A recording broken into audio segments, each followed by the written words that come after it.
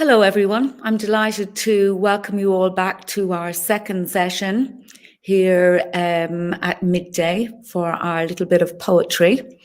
And this week, because of the month that's in it, we're going to celebrate James Joyce, his poetry, and make some connections with other writers who have been influenced by him. So you're very welcome here today. And before we start, I would just like to tell you that if you want to register with the site, please follow the link below. And you can also follow the readings of the poems and download them from the site. And I think there are a few links below here that you can follow that on. So anyway, welcome back. And for those of you who haven't been with us before, my name is Susan. I'm from Ireland, and I'm delighted to be with you today. I'm going to read some poetry. Because this is the Yeats chair, we're going to start off with a little Yeats once again. And I'm going to start off with a poem called Who Goes with Fergus? It's first published by Yeats in 1892. And I'm starting with that one because it's the song that haunts James Joyce's autobiographical character, Stephen Daedalus, in, of course, Ulysses. And it was actually a song from Yeats's play, The Countess Kathleen. And in that play, the Countess sells her soul that her people might not starve. But in Ulysses, Stephen sings it to his mother as she lies dying. And her ghost returns to taunt him with it. And, you know, this is an essential part because it evokes in Stephen like a very stirring sense of like deep mourning for his mother. And of course, Joyce also uses the poem because at that time he would have known that all Irish readers would know this poem. And then this would be a very smooth evocation. And of course, Fergus was, according to M.L. Rosenthal, he was the poet of the Red Branch cycle, just as Oisin was of the Fenian cycle. And like in those days, people, like it was very customary for kings and lords to have their resident poets. And so essentially Fergus represents the type of poet who gives up pursuit of the worldly to seek spiritual realms. And of course, Yeats asked the people of Ireland, well, who will follow the path that Fergus took to turn away from the hopes and fears of daily life and pursue the mystic, which is symbolized by the woods and the sea and the wandering stars. And I guess, you know, I think Yeats himself probably sees himself as the one who's going forth with Fergus. And, you know, in this poem, he asks us to join with him on this path. He says, basically, I am going with Fergus to explore the mysteries of the divine. Who else is willing to come and join with me?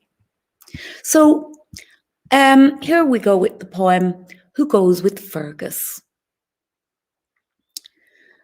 Who will drive with Fergus now and pierce the deep wood's woven shade and dance upon the level shore? Young man, lift up your russet brow and lift your tender eyelids, maid, and brood on hopes and fear no more. And no more turn aside and brood upon love's bitter mystery. For Fergus rules the brazen cars and rules the shadows of the wood and the white breast of the dim sea and all dishevelled wandering stars. So it's said that was one of Joyce's favorite poems of Yeats's, and that's why he chose to include it in that opening section of Ulysses. And to go on to some of Joyce's own work now, I'm going to recite, it's quite a long poem, it's called The Holy Office. And I like this poem because it was written at a time, it was actually written at the time that Ulysses is set in 1904. And at that time, Joyce was only a young man, a very young man, aged 22 years or so. And it's well known that he left Dublin at that time, never to return. And even though his exile was self-imposed, he always felt, annoyed at going. And, people say, like, this poem shows, like, he left Ireland backing out of the room with two middle fingers raised almost. At that time, Joyce was struggling to find his place among the literary set in Dublin because his own ego was often a stumbling block. And in fact, Joyce had a record of throwing down poetically when things didn't go his way. And his angry poetry reveals a lot about his personality. And because Ulysses is heavily autobiographical, it can help us understand why what was going on in Joyce's head when he was often constructing unflattering portrayals of his friends in his novel. So this poem, The Holy Office, it's really about Joyce's relationship at the time with the movers and shakers of the Irish literary revival, who of course was William Butler Yeats, Lady Gregory, John Millington Synge. And I think, well, at that time, Joyce felt that he was being left behind by those bigwigs of the day. And Lady Gregory, especially, she used her influence to promote the poetry of Yeats, but she had very little interest in Joyce. And Gogarty, Oliver St. John Gogarty, at that time said that Lady Gregory felt that really Joyce was not out of the top drawer. So you can imagine that Joyce was very chaffed by being rejected by Lady Gregory and her circle. And he was critical of the work of the poets of that time because he felt that they lacked that kind of humanness and like a naturalism that he wanted to try and pursue in his writing. So he basically thought that most of the work at that time was just too, well, I suppose he talks about the wandering of Oisin, a poem of Yeats's, which was an epic retelling of an Irish myth, whereas in Joyce's first book, which was it contained a story called The Encounter, which was about boys skipping school who are approached by a paedophile. And that's very much in contrast with the writings of Yeats at the time about the woods and the mountains and the myth of Ireland. So with this, of course, Joyce had a massive ego, and he was very convinced of his own brilliance and his ability to remake Irish literature in his own personal vision. So he was really annoyed at being chaffed by these people. And so I guess at this time he did what any young people might do now in a Facebook post or a Twitter. He just let it all out, and he put his feelings about this literary set into this grandiose poem called The Holy Office. And it's been declared as his first overt angry declaration that he would pursue candour while his counterparts pursued beauty. The Holy Office by James Joyce. Myself unto myself will give this name, cathartus, purgative. I, who dishevelled ways forsook to hold the poet's grammar book, bringing to tavern and to brothel the mind of witty Aristotle. Lest bards in the attempt should err, must here be my interpreter. Wherefore receive now from my lip peripatetic scholarship. To enter heaven, travel hell, be piteous or terrible, one positively needs the ease of plenary indulgences. For every true-born mysticist, a Dante is unprejudiced, who safe at ingle nook by proxy hazards extremes of heterodoxy. Like him who finds joy at a table, pondering the uncomfortable, ruling one's life by common sense, how can one fail to be intense? But I must not accounted be one of that mumming company, with him who hies him to appease his giddy dames' frivolities, while they consider him his whinges with gold embroidered Celtic fringes, or him who sober all the day mixes a naggin in his play, or him whose conduct seems to own his preference for a man of tone, or him who plays the ragged patch to millionaires in hazel patch, but weeping after holy fast confesses to his pagan past. Or him who will his hat unfix, neither to malt or crucifix, but show all that poor dressed be his high Castilian courtesy. Or him who loves his master dear, or him who drinks his pint in fear, or him who once, when snug abed, saw Jesus Christ without his head, and tried so hard to win for us the long-lost work of Aeschylus. But all those men of whom I speak make me the sewer of their clique, that they may dream their dreamy dreams, I carry off their filthy streams. For I do these things for them, through which I lost my diadem, those things for which Grandmother Church left me severely in the lurch. Thus I relieve their timid arses, perform my office in catharsis. My scarlet leaves them white as wool, through me they purge a bellyful. To sister mummers one and all, I act as vicar general, and for each maiden shy and nervous, I do a similar kind of service.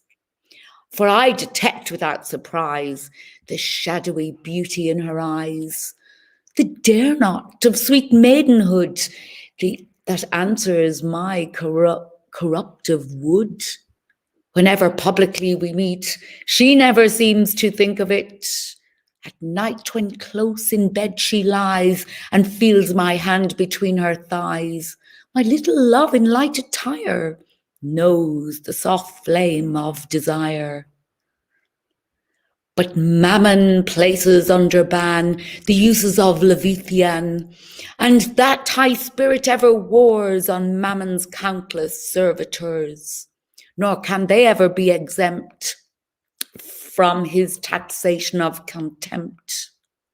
So distantly I turn to view the shamblings of that motley crew, those souls that hate the strength that mine has, steeled in the school of old Aquinas, where they have crouched and crawled and prayed. I stand the self-doomed, unafraid, unfellowed, friendless and alone, indifferent as a herringbone. firm as the mountain ridges where I flash my antlers in the air. Let them continue as is meet, the adequate, the balance sheet. Though they may labour to the grave, my spirit they shall never have, nor make my soul with theirs as one, till the Mahanvantra be done. And though they spurn me at the door, my soul shall spurn them evermore. So that was the poem, the Holy Office. And actually, the poem was never published until much later when Joyce had already left Ireland. And when he eventually managed to get it published, he printed copies and sent them to all those he had mentioned in that literary revival as an indication that he still felt those feelings towards them. So let's move on to a little bit, something a little bit more different now. I came across this poem by Mary O'Donnell while I was reading The Guardian, and to say I was struck by it is like, I just can't tell you how much I really love it. It's called My Mother Says No on Bloomsday. And it's from a series of poems that Mary has written about caring and, you know, the demands that are on the carer, but how I guess sometimes we can foist our own understanding of what the person needs upon that person. And I even know at my own mum, I'm saying, oh, we should do this, we should do that. And sometimes it's not exactly what she wants to do. And as they so nicely say that, you know, on Bloomsday, the 16th of June, which represents for everyone that celebration of female sexuality, when the world and Molly cry, yes, yes, yes. This lady's mother is saying, no, no, no. And like, I'm not going to do, obviously, the whole yes, yes, yes from Molly's soliloquy, but I will do a little bit of you just to remind you of that special soliloquy at the end. And how he kissed me under the Moorish wall. And I thought, well, as him as another. And then I asked him with my eyes to ask again, yes. And then he asked me, would I say yes? To say yes, my mountain flower. And first I put my arms around him, yes, and drew him down to me so that he could feel my breasts, my perfume, yes. And his heart was going like mad. And yes, I said, yes, I will, yes. And when Mary writes, my mother says no, it's very evocative of that. But what the lady in the poem is actually saying is that it recognizes that, you know, it's only with her mother saying no that she is actually able to assert what she wants and what she needs. And as I said in The Guardian, the poem, Mary O'Donnell's poem, is radically feminist. That is, it just recognises the mother's fully human and womanly status. And the fact that she's got the capacity for pleasure as well as rebellion. And maybe they think, you know, she's not simply a version of Molly, but as Mary O'Donnell portrays her, a female Ulysses who, after a long voyage, is finally in sight of home. So let me give you this, present you this poem. My Mother Says No on Bloomsday by Mary O'Donnell. It is not easy to wheel an old woman to the shower on Bloomsday, when the world and Molly cry, yes, yes, yes, and she is saying, no, no, no, because what's left of her life depends on the freedom of no. How Joycean of her to resist the cleaned up conscience of filial attention. Your need to fix her taints and odours, wash hair and teeth, attend to toes, when all she wants is to float on the lily leaf of her own green bedspread, drowsing Molly in a tangle of snow-white hair. Now dreams enclose her more than talk of showers or meals. The flowing waters of memory rise and touch her skin, just where the mattress eases spine and bones in that yellow-walled room. Hello, my darling, she greets his photograph, flinging kisses towards mottled frame. To her, then, the logic of love to her, the logic of no, her tongue untamable.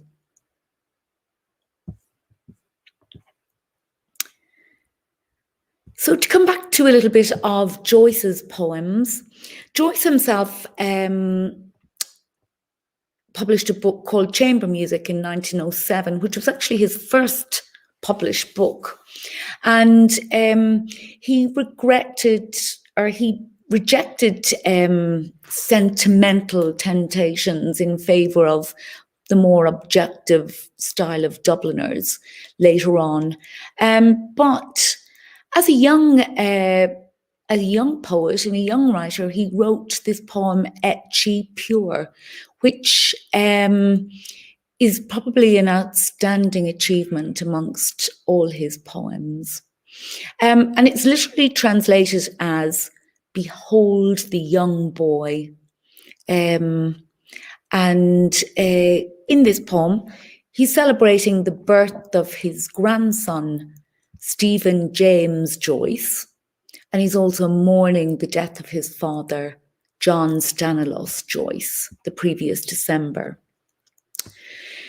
The poem is a plea for forgiveness, and at the end of the poem, there springs from Joyce's guilt over the failing to return to the continent of Ireland a sort of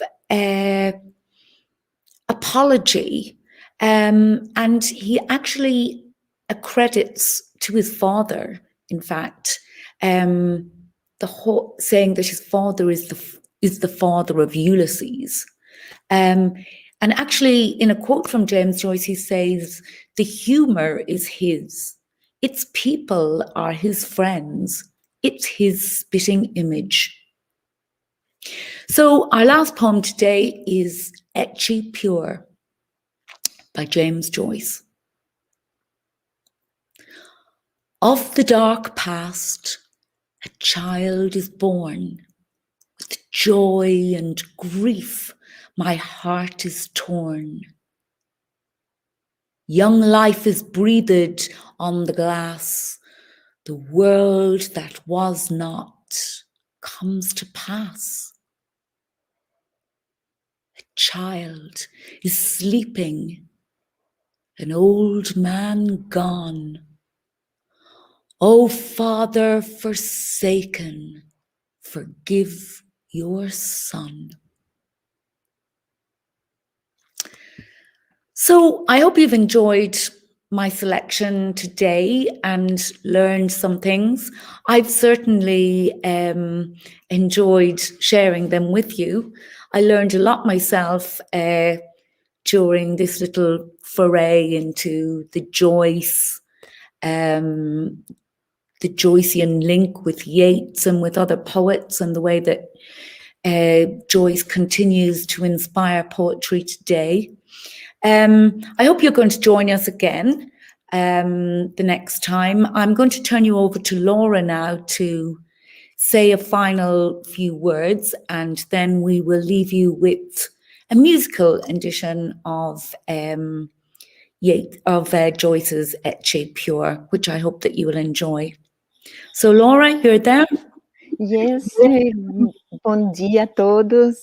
Muitíssimo obrigada, Susan. Many thanks for continuing with these sessions. I think your wonderful readings have touched all of us, especially the selection of Joyce's poems too, and Mary O'Donnell's, and of course Yeats, all these connections with Joyce, how important it is for all of us, lovers of poetry. And then convido a todos também voltar em julho, 28 de julho será nosso próximo encontro, e deixamos vocês então com a música selecionada por Susan. Thanks a lot, Susan. Okay. And thank you all for being here with us today. Muitíssimo obrigada pela presença de todos.